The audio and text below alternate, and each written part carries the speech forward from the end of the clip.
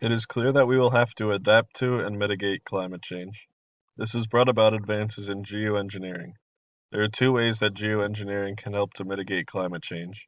The first is by decreasing the amount of absorbed solar energy, and the second is by increasing the uptake of CO2 from the atmosphere.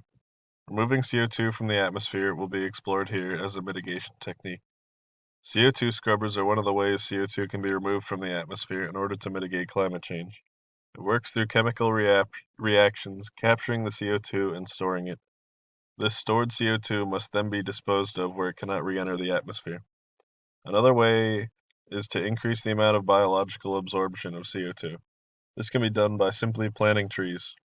Obviously, massive amounts of trees will be needed to make a difference of the CO2 taken out of the air. A prominent campaign to do this was a collective of prominent YouTubers led by the YouTuber Mr. Beast. His campaign, called #TeamTrees, aims to plant 20 million trees with the help of the Arbor Day Foundation. This campaign was focused on restoring deforested areas, will have the side effect of absorbing CO2 in the replanted areas. 350,000 of these trees will be planted in Kenya's Kijabe forest. In this area, more CO2 will be absorbed, helping to mitigate climate change and warming in the area.